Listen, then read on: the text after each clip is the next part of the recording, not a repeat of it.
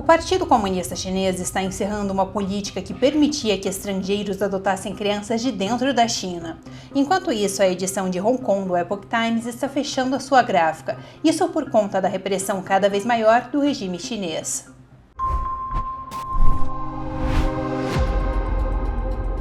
Seja bem-vindo ao China em Foco, eu sou Emanuele Coure. Se você ainda não é inscrito aqui no canal, lembre-se de se inscrever para receber as notificações dos nossos próximos vídeos.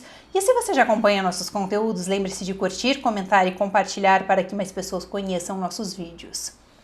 O Partido Comunista Chinês está barrando uma política que funcionou por décadas, que permitia que estrangeiros adotassem crianças chinesas. Agora, poucas exceções vão existir para essa nova proibição.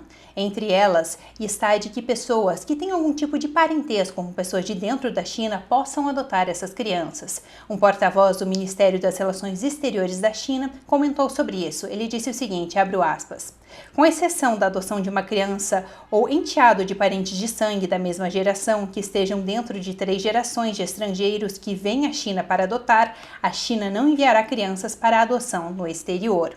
Por conta dessa nova proibição, mesmo as pessoas que já tinham iniciado os processos de adoção terão seus processos finalizados ou pausados por enquanto. O Departamento de Estado dos Estados Unidos chegou a questionar o governo chinês por conta dessa nova proibição, já que boa parte das crianças chinesas que são adotadas por países estrangeiros são adotadas por famílias americanas. Sobre isso, o Departamento de Estado dos Estados Unidos disse o seguinte, abro aspas, entendemos que há centenas de famílias que ainda aguardam a conclusão de sua adoção e nos solidarizamos com sua situação. Sobre essa questão que o próprio Departamento de Estado comenta sobre a quantidade de famílias que estão esperando pela conclusão desse processo de adoção, isso acontece muito como um resquício da política de filho único que imperou por vários anos dentro da China. Ela era uma política de controle, principalmente um controle familiar, onde o Partido Comunista controlava quantos filhos cada casal poderia ter. Essa política reinou ali dentro da China desde 1979 a 2015, quando ela foi encerrada. No entanto, estima-se que durante todo esse período onde a política esteve ativa, mais de 300 milhões de crianças foram abortadas e várias mulheres tiveram que fazer esterilizações forçadas e, inclusive, os abortos forçados. E por conta de todo esse terror que aconteceu durante esse período da política de filho único dentro da China, vários casais que tinham ou uma menina ou crianças que tinham algum tipo de doença congênita acabavam abandonando os seus filhos. Isso porque as punições do Partido Comunista Chinês sobre as famílias que tivessem mais filhos do que o permitido eram muito severas. Bom, isso acabou gerando que várias instituições de adoção de crianças fossem criadas dentro da China. E em 1988, o Partido Comunista Chinês começou a liberar mais essa questão dos estrangeiros adotarem crianças de dentro da China. Então, com isso, essa adoção de crianças chinesas por estrangeiros acabou crescendo muito, com o Partido Comunista Chinês, inclusive, cobrando valores significativos por essas adoções. E em 2005, nós tivemos, inclusive, um ápice dessas adoções. Isso porque a China tornou-se oficialmente naquele ano signatária da Convenção sobre Proteção de Crianças e Cooperação em Matéria de Adoção Internacional. E estima-se que naquele ano 13 mil crianças chinesas tenham sido adotadas por estrangeiros, o que na época representava 25% das adoções de dentro do país. Agora, para nós entendermos o que pode acontecer com essas crianças que não poderão ser adotadas por famílias estrangeiras e por que o Partido Comunista impôs essa nova proibição, eu vou trazer aqui para vocês o que 2 especialistas comentaram para o Epoch Times. O primeiro deles é o Zhao Lijian. Ele é um comentarista independente chinês que trabalhou como jornalista investigativo por vários anos dentro da China. No entanto, alguns anos atrás, ele fugiu para os Estados Unidos por conta da repressão do regime chinês.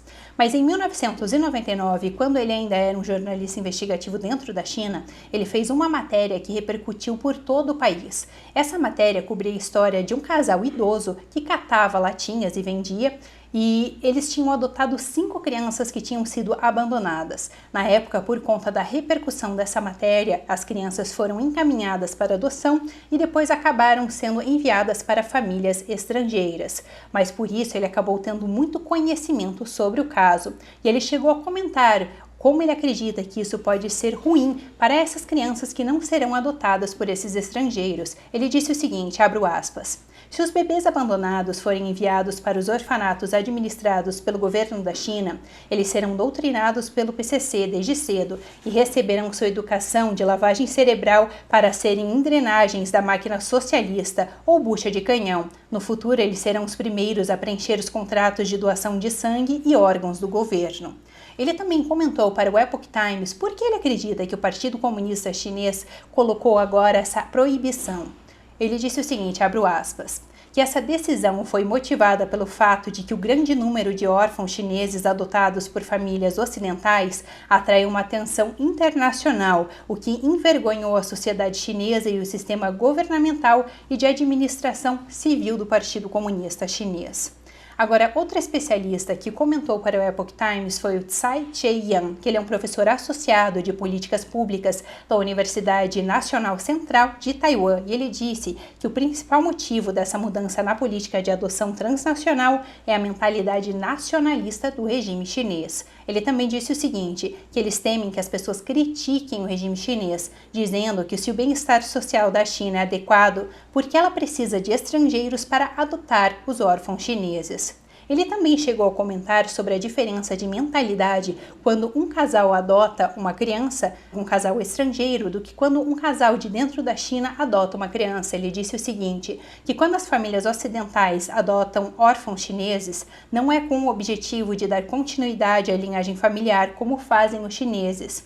Ele comentou que muitos dos ocidentais eles fazem essas adoções baseadas na compaixão, mesmo que os órfãos sejam deficientes ou tenham defeitos físicos ou mentais. Agora, nossa outra notícia de hoje é que a edição de Hong Kong do Epoch Times informou na sexta-feira que eles irão encerrar a edição impressa do jornal. Eles informaram também que continuarão com a edição online. No entanto, por conta do aumento da repressão do regime chinês sobre a região, não será mais possível continuar operando lá. Eles informaram que não foi possível renovar o contrato com o local onde a gráfica operava, isso por conta da repressão à liberdade de expressão que tem acontecido nos últimos anos em Hong Kong.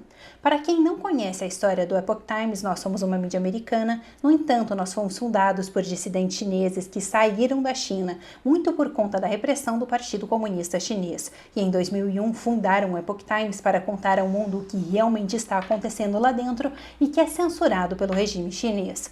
Agora, para nós entendermos um pouco melhor o que aconteceu, eu vou trazer um trecho de uma entrevista com uma das cofundadoras do Epoch Times e também a diretora da edição de Hong Kong.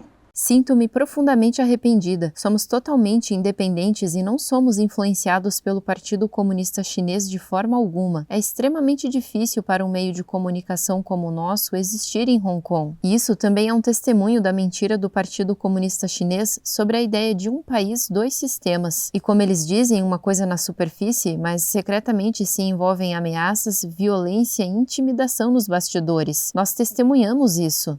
Eles informaram ainda que a última edição do jornal será publicada dia 17 de setembro. E só para nós compreendermos um contexto dessa perseguição que tem acontecido contra o Epoch Times em Hong Kong, já em 2021 nós tivemos gráficas dentro de Hong Kong que foram atacadas por pessoas que, segundo as declarações dos próprios funcionários, tinham ligações diretas com o regime chinês. Na época, até mesmo funcionários da edição de Hong Kong foram atacados. Bom, isso é tudo por hoje no China em Foco. Muito obrigada por assistir e até uma próxima.